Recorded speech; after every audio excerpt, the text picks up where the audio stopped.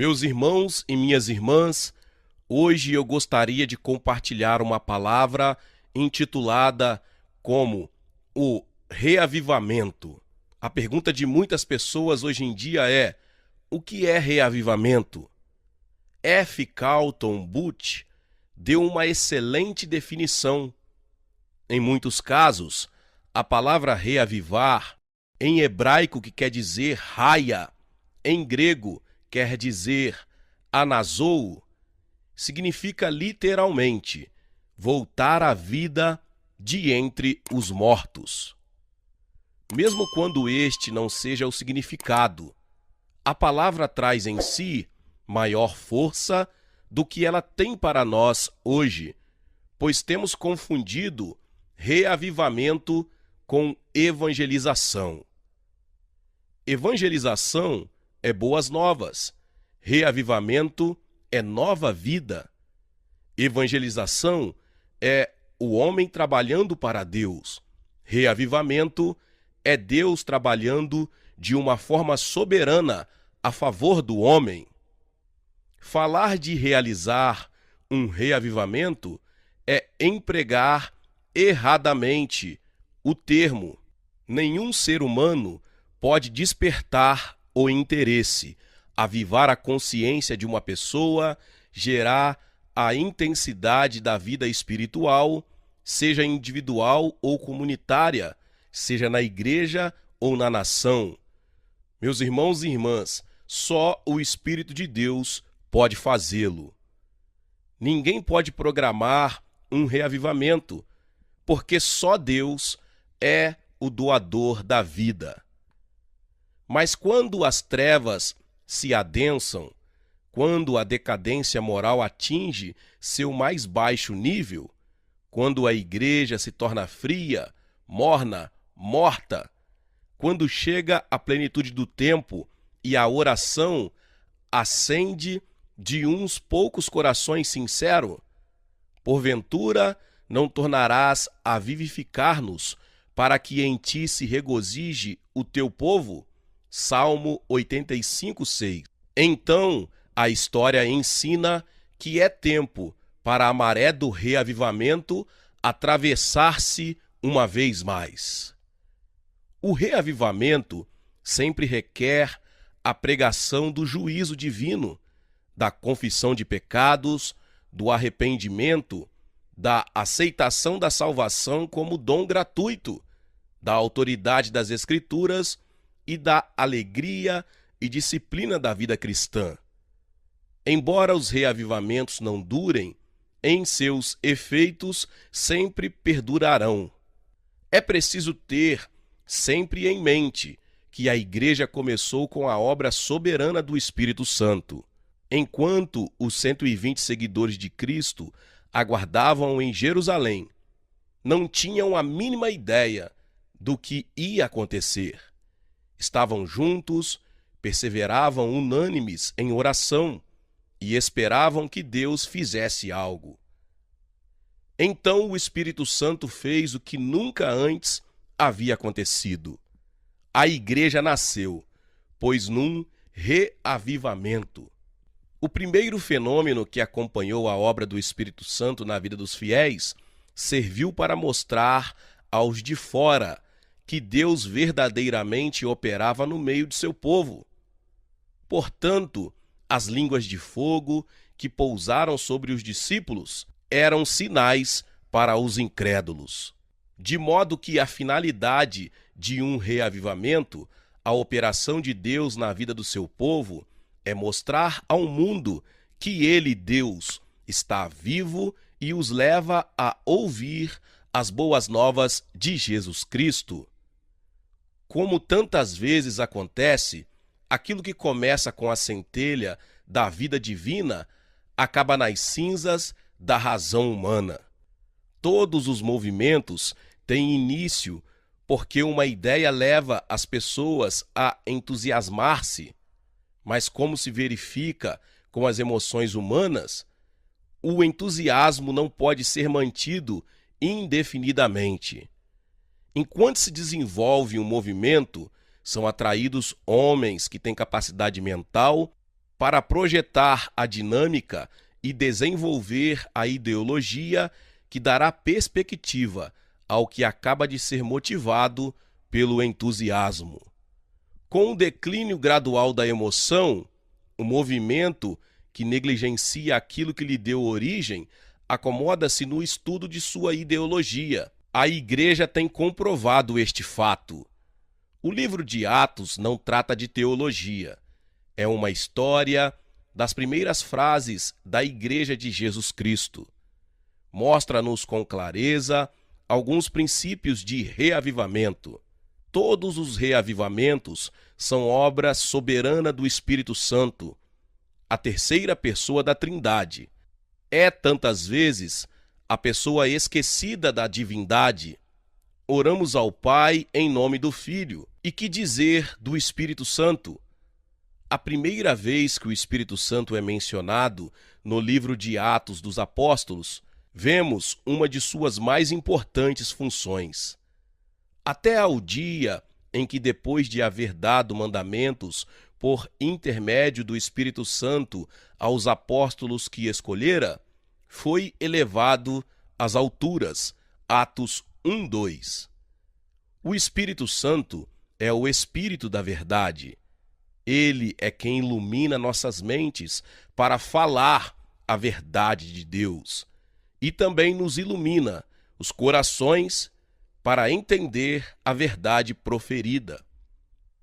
O Espírito Santo havia descido sobre os profetas, porém nunca havia manifestado sua plenitude em ninguém. Não imergira em ninguém até a vinda de Jesus. Agora Jesus oferecia aquilo que tinha direito exclusivo de dar, o batismo no Espírito Santo. Evidentemente, os discípulos, quando lhe perguntaram sobre a restauração do reino a Israel, desconheciam a importância do que Jesus lhes oferecia. Jesus, porém, continuou, mostrando quais seriam os efeitos do batismo do Espírito Santo. Recebereis poder. Este seria o efeito de ficarem os discípulos cheios do Espírito Santo. Este poder capacitaria os fracos e ineficientes seguidores de Cristo a ser fortes e poderosas testemunhas do Evangelho. O Espírito Santo não somente deu à nova igreja grande poder que podia atrair a atenção dos incrédulos, mas também romper com os preconceitos da igreja primitiva. Enquanto a igreja se compunha de judeus, podia atrair muitos outros judeus ao conhecimento de Cristo, o Messias. Desde, porém, que a igreja abriu as portas da fé aos gentios, os judeus hesitaram em unir-se a um grupo que os levaria a ser menos do que tradicionalmente judeus. O Espírito Santo deu uma visão a Pedro e falou com ele. A ordem era no sentido de ir à casa de um italiano por nome Cornélio, homem temente a Deus.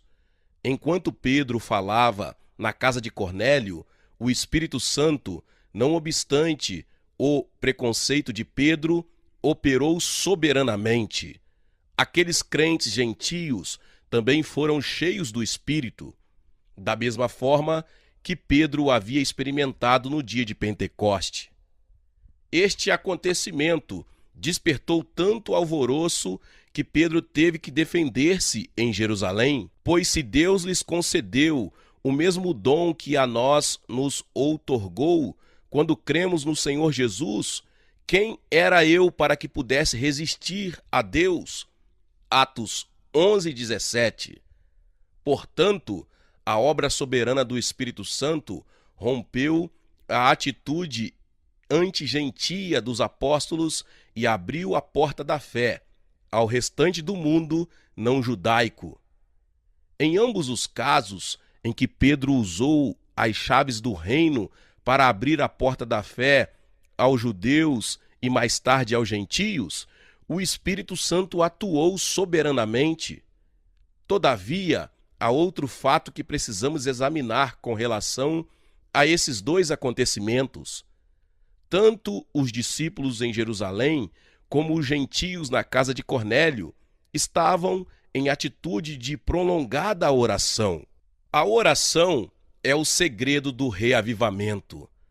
Se o reavivamento é trabalho soberano do Espírito Santo, que é que o leva a atuar no coração do povo de Deus, concedendo novo poder e maior ousadia? A resposta é simples, meus irmãos e minhas irmãs, é a oração. Quantas vezes você passou a noite inteira de joelhos diante de Deus? É a minha pergunta. Quantas vezes sua igreja reuniu todos os membros para um longo período de jejum e oração? Seria a falta de oração o motivo de você não estar tendo reavivamento em sua vida e ministério? Se for este o seu problema, ânimo. Esta palavra é especialmente para você. Você vai encontrar um novo desejo de orar, vai admitir que o motivo de não ter sido o tipo de cristão que tem desejado ser é que não tem orado. Espero que você não adquira o desejo de orar só porque vou citar alguns versículos conhecidos. Não! Você desejará orar porque o Espírito Santo vai tocar-lhe o coração enquanto continua ouvindo esta palavra em espírito de oração. Lucas nos apresenta um grande segredo. Qual dentre vós, tendo um amigo, e este for procurá-lo à meia-noite, e lhe disser: Amigo, empresta-me 3 pães, pois um meu amigo, chegando de viagem, procurou-me, e eu nada tenho para lhe oferecer. E o outro lhe responda lá de dentro, dizendo: Não me importunes, a porta já está fechada, e os meus filhos comigo também já estão deitados. Não posso levantar-me para tos dar. Digo-vos que, se não se levantar para dar-los, por ser seu amigo, todavia o fará por causa da importunação, e lhe dará tudo o que tiver necessidade. Lucas, capítulo 11, versos 5 a 8.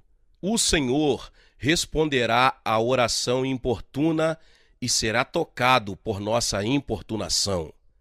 É importante entender a dinâmica desses versículos. Em primeiro lugar, o homem que pede o pão é amigo daquele que o tem. Não devemos aproximar-nos de Deus como estranhos. Ele é nosso Pai Celestial e deseja dar-nos tudo o de que temos necessidade. Necessitamos de um reavivamento em nossa vida e especialmente em nossa igreja. Estamos tão cansados dos cultos mortos e das reuniões de oração sem vida que vimos realizando. Necessitamos de um despertamento espiritual, mas não nos aproximamos de Deus como estranhos, e sim como amigos. Em segundo lugar, não estamos pedindo apenas para nós mesmos. O homem que Jesus está usando como exemplo recebeu a visita de um amigo tarde da noite e não tem nada que dar-lhe. A hospitalidade oriental exige que o anfitrião alimente os que vêm à sua casa. A igreja também é visitada a todo instante por pecadores famintos, necessitados de vida espiritual. Tantas são as igrejas que têm a despensa vazia, que os pecadores deixam os templos vazios e sem salvação, para nunca mais voltar. Justifica-se nosso pedido a Deus. Necessitamos do reavivamento por causa daqueles pelos quais Cristo morreu, daqueles que não encontraram o sentido da vida eterna. Em terceiro lugar, já se faz tarde. O mundo não tem onde buscar segurança e nutrição. Somente nós temos a capacidade de satisfazer as necessidades deste mundo que está às portas da morte. Se não nós, quem? Se não agora, quando? Este é o estado em que se encontra a sociedade atual no mundo todo. Precisamos ser sensíveis bastante aos problemas do mundo para sabermos que está ficando tarde. Em quarto lugar, a porta pode estar fechada, mas é possível abri-la. No coração do homem que solicita os 3 pães, há esperança de que a resposta seja afirmativa. O reavivamento é possível para qualquer igreja. A pessoa não precisa estar na Coreia para experimentar o reavivamento. Pode estar em qualquer parte, como a igreja japonesa, que já disse anteriormente, não há nenhum campo difícil demais. Conquanto a porta pareça estar fechada, creia que o Deus que está por trás dela a abrirá, se não desfalecermos, mas persistirmos em oração. Meus irmãos e irmãs, por último lugar, é preciso criar uma atitude de intenso desejo, a fim de que alguém persista em oração. O homem que solicita os 3 pães tinha medo de perder a honra. Se alguém ficasse sabendo que seus hóspedes não haviam sido tratados como convinha, ele perderia a honra. Nesse caso, seria melhor que ele morresse. Nós, no mundo oriental, temos uma expressão: perder a cara, isto é, perder o prestígio, desmoralizar-se. Quando se perde a cara, perde-se a honra. Portanto, o homem estava desesperado. Para que alguém persista no tipo de oração necessária para trazer o reavivamento, é preciso manifestar seu desespero diante de Deus. Às vezes, a prosperidade impede que os cristãos mostrem desespero diante de Deus. Nós, na Coreia, passamos por grande sofrimento. Primeiro, durante muitos anos, nas mãos dos japoneses e depois nas dos comunistas. Sabemos o que é passar fome, vergonha e não ter o que vestir. Aprendemos a orar não no conforto das salas de estar, mas fora, nos campos. De maneira semelhante, os cristãos chineses aprenderam a orar nos bosques e florestas, em cavernas e porões frios. Se apanhados, poderiam ser mortos por estarem orando, mas aprenderam que sem oração não se pode sobreviver. Charles Dickens, renomado escritor inglês do século XIX, diz que o espírito da Revolução se manifestou de maneiras diferentes na cultura francesa e na inglesa, nos começos do século XIX.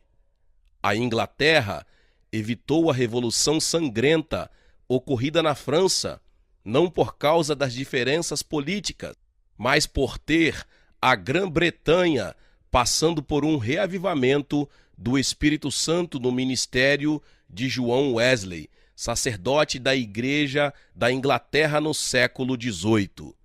Ele e seu irmão Carlos experimentaram pessoalmente um despertamento espiritual. No momento de adversidade pessoal, João Wesley ajoelhou-se diante de Deus e o Senhor o tocou de modo especial. Seus olhos se abriram para a verdade bíblica da santificação e da santidade pessoal. Em 1739, ele começou a comunicar o que o Espírito Santo lhe havia revelado.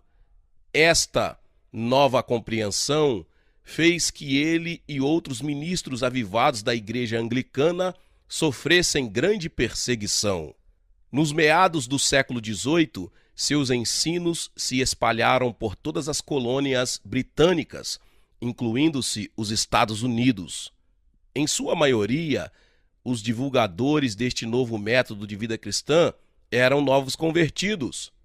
O reavivamento wesleyano na Inglaterra causou tal mudança que se lhe atribuiu o mérito de salvar as massas da revolta e do derramamento de sangue. Também estimulou a educação popular a uma atitude mais humanitária para com os pobres. Os historiadores devem reconhecer a influência do reavivamento metodista na atual cultura ocidental. Hoje, a Igreja Metodista é uma das maiores denominações do mundo. Contudo, muitos dos seus membros não sabem como o movimento teve início. Começou na adversidade e cresceu por causa do reavivamento. Grande parte da literatura metodista relata as vigílias e reuniões de oração que duravam a noite inteira. Há muita coisa que se pode dizer acerca dos reavivamentos no país de Gales, na Índia, na América Latina e nos Estados Unidos. Um fato, porém, permanece constante: nenhum reavivamento histórico ou moderno jamais ocorreu sem que as pessoas reconhecessem a necessidade de orar. Não me refiro a orações de uma sentença, ou momentos de oração, ou palavras de orações. Refiro-me a orações longas e concertadas, e também jejuns perante Deus. Posso honestamente dizer que estamos passando por um verdadeiro reavivamento na Coreia. No presente, estamos crescendo à razão de 4 vezes a taxa de nascimentos de nosso país. Isso significa que em 20 anos, caso o Senhor retarde sua vinda, vamos ter uma população cristã superior a 80% da população do país. Devemos lembrar-nos de que a Coreia é uma nação tradicionalmente budista. Não tem sido fácil conquistar almas para Cristo. É muito mais fácil converter alguém que foi criado num ambiente cristão tradicional. Afinal de contas, há muito que o Ocidente está exposto à ação do Evangelho. Contudo, estamos vendo na Coreia uma grande colheita entre os não-crentes. Eles estão chegando ao Deus da Bíblia. Esta é uma realidade, uma obra do Espírito Santo. Enquanto prego esta palavra, temos mais de 330 mil membros só em nossa igreja. Mensalmente, cerca de 10 mil convertidos filiam-se à nossa igreja. Não diria você que isto é um reavivamento? Como é que temos mantido esse crescimento fora do comum? Oração. Essa é a verdadeira resposta. Todas as sextas-feiras temos uma reunião de oração que dura a noite toda. Não temos espaço suficiente para todas as pessoas que desejam vir e orar. Oramos a favor da nação e de seus líderes. Oramos para que o Evangelho seja pregado no mundo todo. Oramos pela volta de nosso Senhor e Salvador Jesus Cristo. Oramos para que os Estados Unidos e o Japão tenham um reavivamento. Cantamos, adoramos e ouvimos a palavra, porém a maior parte do tempo oramos. O modo mais fácil de deter o reavivamento que experimentamos agora é cancelar as reuniões de oração semanais de noite inteira. Contudo, não temos